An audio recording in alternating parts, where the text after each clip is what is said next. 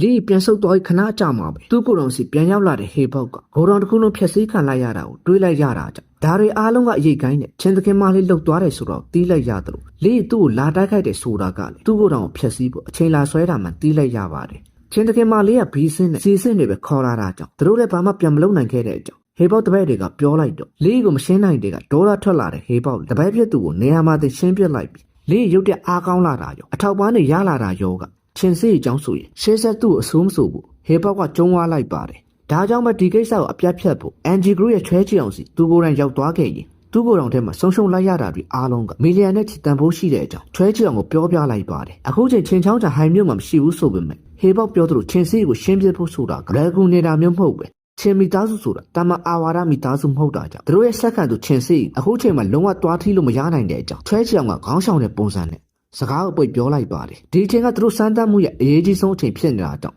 ဘာဖြစ်ခဏတော့သေးခံရမယ်အကြောင်းချွဲချအောင်ကပြောလိုက်တော့လုံးဝသေးမခံနိုင်တော့တဲ့ဟေဘောက်ကရတဲ့နည်းနဲ့လီရောချင်းစီကိုပါတတ်မဲ့အကြောင်းကျုံးဝါလိုက်ပြီးအဆုံးသက်သူဟိုင်မျိုးကနေထွက်သွားမယ်လို့ပါဒေါ်ရာကြီးဆုံးဖြတ်လိုက်ပါတယ်ဒါမှချွဲချအောင်ရဲ့နောက်ွယ်မှာအနီအောင်မျက်လုံးတစ်စုံနဲ့သူလီကြောင့်ထွက်ပြေးခဲ့ရတဲ့အမောင်မျိုးစင်ဒုတိယထက်ကလိုမျိုးအင်အားကြီးတိုက်ရဲ့တိုက်ကိုတွေးလိုက်ရတာကြောင့်ဟေဘောက်လည်းတစ်ခုခုတုံလို့သွားခဲ့ရင်သူ့လမ်းမှာနောက်ဆက်ဖြစ်လာရင်ဟေဘောက်ကိုတတ်ဖို့ဝင်မလေးတဲ့အကြောင်းချွဲချအောင်ကချင်းချောက်လိုက်တော့ကြားတဲ့ခေါင်းဆောင်ကြီးနဲ့ဒူးထောက်ကြတဲ့ကြီးအတော်လေးတုံလို့သွားခဲ့ရပါတယ်အခုချိန်မှာငွေနဲ့လေးအတွက်ပြဿနာရှာမနေပဲသူစမ်းသပ်မှုတွေသာအောင်မြင်ရင်ချင်းမီသားစုကအရင်ဆုံးဖြတ်စည်းမှာဖြစ်တဲ့အကြောင်းချွဲချအောင်ကပြောလိုက်တော့ဟေဘောက်လည်းအောင်းတက်တက်နဲ့ခေါင်းညိတ်လိုက်ရပြီတကယ်တော့ချွဲချအောင်ထွက်သွားတဲ့အချိန်မှာတော့သူ့ရဲ့မကျေနပ်မှုတွေကအချိန်ကဘုံတလုံးလိုပဲပေါက်ကွဲထွက်လာခဲ့ပါတယ်ဒီနေ့တဲ့သူချွဲချအောင်ပြောသမျှနာခံခဲ့ပေမဲ့ဒီချိန်တော့လိနဲ့ချင်းစီလှုပ်သွားတာကသူ့အတွက်အတော်လေးဆုံးရှုံးမှုကြီးသွားတာကြောင့်ချွဲချအောင်မပါလေသူ့ဘာသာအန်နဲ့ကိုရှင်းဖို့ဆုံးဖြတ်လိုက်ပြီးမိုးလင်းတဲ့လိရဲ့ကြောင့်14ခေါက်လောက်ပြောနေတဲ့သူ့မမလေးကြောင့်ကိုရံတော့3အောင်လေသူတို့မမလေးလိကိုလွမ်းနေပြီဖြစ်တဲ့အကြောင်းနဲ့ကားကိုမြန်မြန်မောင်းပေးဖို့ဒရိုင်ဘာကိုလှမ်းပြောလိုက်ရပါတယ်သူကသာမလွမ်းမှုပြောနေပေမဲ့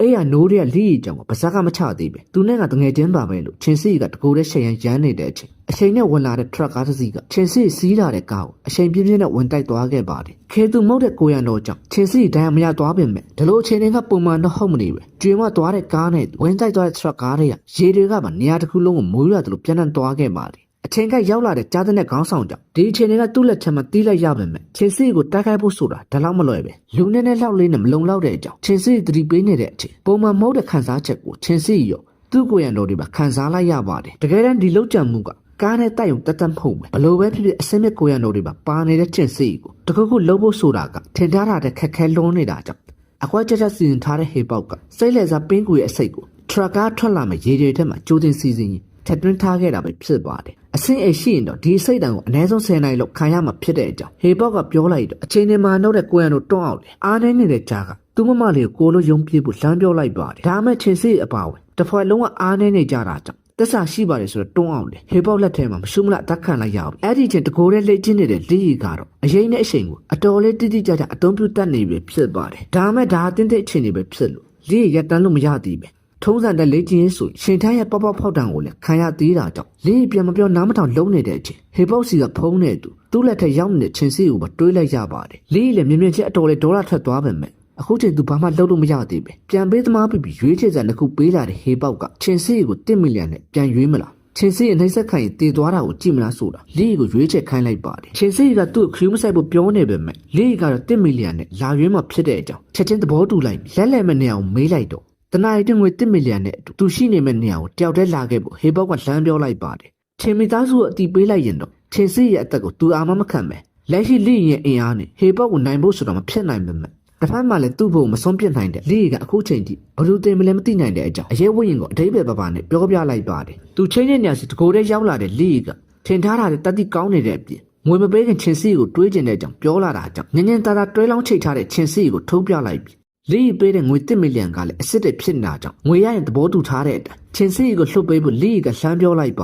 တယ်ဒါမှမဟုတ်ငကိုတွေကလှုပ်ပေးဖို့အစီအစဉ်မရှိတဲ့ဟေပေါက်ကတော့လေးကိုတတ်ချင်လို့ဒီနေရာစီခေါ်ခဲ့တာဖြစ်တယ်လို့အခုဒီမတတ်သေးတာကလည်းသူ့လက်ထက်ပတ်စံမြောက်သေးလို့ဖြစ်တဲ့အကြောင်းမြမကားတွေကပြန်ပေးသမားဒိုင်ယာလော့တွေကိုရွတ်ပြလိုက်အခုတော့2 ယောက်လုံးတေးပြီးဖြစ်တဲ့အကြောင်းချင်းချောက်လိုက်တော့ဒါမျိုးတွေကိုကြိုသိနေတဲ့လေးကလည်းသူတို့လည်းမှရှိနေတဲ့ပတ်စံပုံကြီးကိုဖောက်ဝဲလိုက်ပါတယ်ရုပ်ရက်ပောက်ကွဲမှုနဲ့မီခိုးတွေကြောင့်ရေရုပ်တဲတဲဖြစ်နေတဲ့အချိန်အနောက်ကအလေးတိုက်လာတဲ့လေးကိုတရီမလက်တဲ့ဟေပေါက်ကကာကွယ်ပြလိုက်ရင်ဒါမျိုးကခလေးကွက်ပဲရှိသေးတဲ့ကြောင့်ပြောလိုက်တော့ဟေပေါက်မီစွာထုတ်မှလိုချင်နေတဲ့လိကအမုတ်ပောက်ကွဲခြင်းကိုလှလှပပကြီးသုံးပြသွားခဲ့ပါတယ် နေရာတစ်ခုလုံးပောက်ကွဲမှုနဲ့မိတောက်တွေပြင်းထန်သွားတာကြောင့်ချင်းစီလက်လီကိုစိတ်ပူသွားပေမဲ့ရုတ်တရက်ဖြတ်ချလိုက်ရတဲ့ကြိုးကြောင့်သူပြုတ်ကျပြီးထင်နေတဲ့အချိန်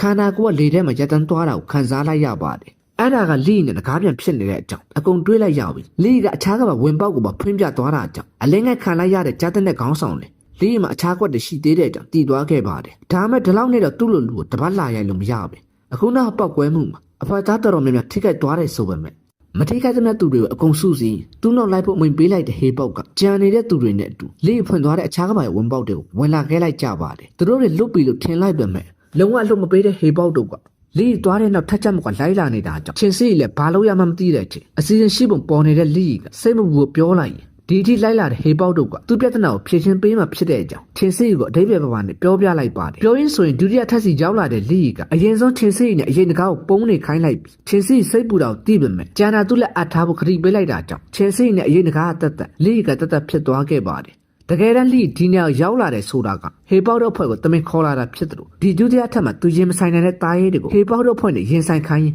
တစ်ချက်ကုန်တစ်ချက်ပြအစီအစဉ်ကိုကြိုချထားခဲ့တာပဲဖြစ်ပါတယ်မျော်စရာထက်တွေကဘယ်နဲ့ဝင်ရမယ်လို့မသတ်မှတ်ထားသလိုတဆင့်ကိုလည်းအဆင်းနဲ့မကောင်းဆိုးဝါးတွေကိုတတ်ပြီးမှဝင်ရမယ်လို့မသတ်မှတ်ထားတာကြောင့်လီခုလိုစီစဉ်လိုက်တာကဘာပြဿနာထွေထူးမှမရှိဘူးဒီအစင်းရဲ့ဆူလက်ကစိတ်ဝင်စားဖို့ကောင်းလို့နေတဲ့အကြောင်းလီကပြောပြလိုက်ပါတယ်အေးစင်တက်ခိုင်းမှုကိုတော့ကာခွင်တဲ့တန်ချက်ကောင်သူလိုချင်တာတိတ်မဆန်းတဲ့အကြောင်းရှင်ထန်းကိုပြောပြနေတော့အချိန်ကရောက်လာတဲ့ဟေပေါက်တို့ကတက်ခိုက်လိုက်တာကြောင့်လီလည်းအရေးစွိုင်းနဲ့ကာဝယ်လိုက်ပါတယ်သူ့သူဟုတ်လာပြီးထင်နေတဲ့ဟေပေါက်တို့ကလီပြေးစရာမရှိတော့ဘူးထင်တယ်အဆုံးသတ်ပြီးဖြစ်တဲ့အကြောင်းအားချောင်လိုက်သလိုသူ့ကွက်နဲ့သူအချိန်ကိုက်ထားတဲ့လီကလည်းချင်းစီကိုကယ်ပြီးပြီမို့ဘာမှညာနေစရာမလိုတော့ဘူးအခုတင်ကဟေပေါက်တို့ကိုရှင်းပြဖို့အကောင်းဆုံးဖြစ်တဲ့အကြောင်းစိန်ခေါ်လိုက်ပါတယ်လီလိုမလောက်လင်းမလောက်စားလီကသူ့ကိုစိန်ခေါ်နေတာကြောင့်ဟေပေါက်လည်းအထာထားမနေပဲသူ့တပည့်တွေကိုအရင်တိုက်ခိုက်ခိုင်းလိုက်ပြီးလီတေတာနဲ့ချင်းစီကိုတွားရှာမဲ့အကြောင်းနဲ့ဖမ်းမိသူ့တပည့်တွေလက်ထက်ထည့်ပေးမှဖြစ်တဲ့အကြောင်းလူရုံးမှာဆန်ဆန်အမိန်ပေးလိုက်ပါတယ်သူ့ကြံတဲ့သူရှိနေတဲ့လီကတော့အားချောင်နေမဲ့အစားကိုယ့်တက်ကိုအရင်ကယ်လိုက်ဖို့တတိပေးလိုက်ရင်ဒုတိယထက်တကားကိုဖွင့်ပြလိုက်တဲ့အချိန်မှာတော့